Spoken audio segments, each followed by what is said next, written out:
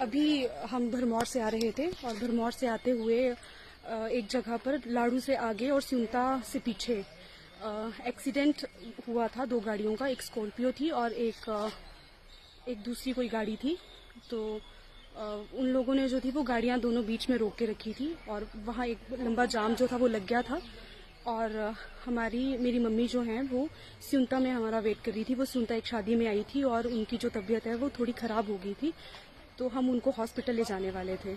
तो गाड़ी से उतरकर मैंने उनको रिक्वेस्ट की, उन आंटी को जिनकी शायद स्कॉर्पियो गाड़ी थी, उन आंटी को रिक्वेस्ट की कि आंटी जी आप प्लीज़ हमारी जो गाड़ी है वो निकलने दीजिए, क्योंकि हमारा एक पेशेंट जो है वो आगे वेट कर रहा है और हमको हॉस्पिटल जाना है। तो उन आंटी ने कहा कि एडमिट है ना आपका पेशेंट, मतलब एडमिट रहने दो उसको।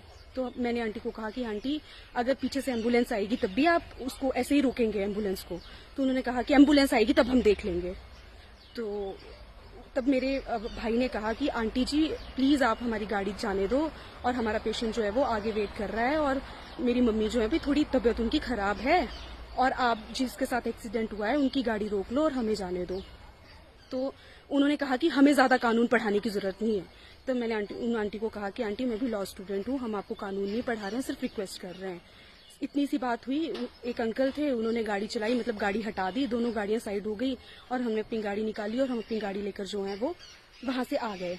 हम अभी उस स्पॉट से मे बी 2-3-4 किलोमीटर ही आगे पहुंचे थे और वहां पे एक पुलिस वालों की गाड़ी आई। हमारे आगे न्यू प्रेम बस चली हुई थी। न्यू प्रेम बस को उन्होंने पहले रोका, उसको साइड किया और फिर हमारी गाड़ी रोकी और हमारे डॉक्यूमेंट्स जो हैं वो ले लिए और हमें कहा कि आप सिउंता पुलिस चौकी पर जाकर हमारा वेट करो, हम आपकी जिन्होंने कंप्लेंट की है उस पार्टी को लेकर आते हैं और उससे पहले आप कहीं नहीं जा सकते। और हमारी गाड़ी के डॉक्यूमेंट्स जो हैं वो रख लिए।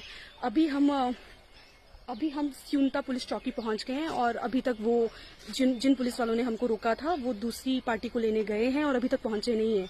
और मेरी मम्मी जो है अभी भी यहीं सिउंता, मतलब 50 मीटर की दूरी पे हमारा वेट कर रही है बस स्टैंड पे कि हम आएंगे और उनको हॉस्पिटल लेकर जाएंगे।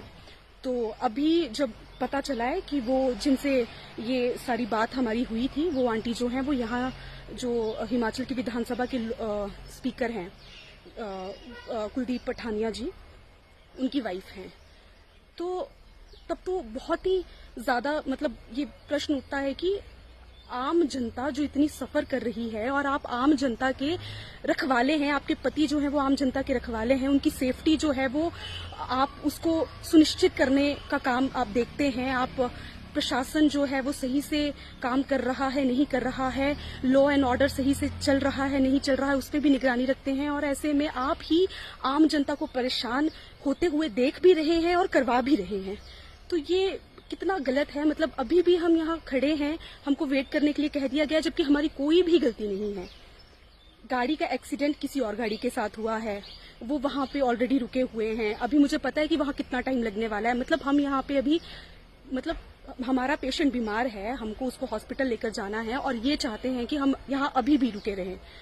तो ये जिस प्रकार जो यहाँ के लोग, यहाँ के जो स्पीकर हैं उनके द्वारा, उनकी वाइफ के द्वारा जो ये तानाशाही की जा रही है ये बिल्कुल निंदनीय है। और अभी मेरी ये हालत भी नहीं है क्योंकि मेरी मम्मी बीमार हैं और इस सिचुएशन में हम यहाँ खड़े हैं।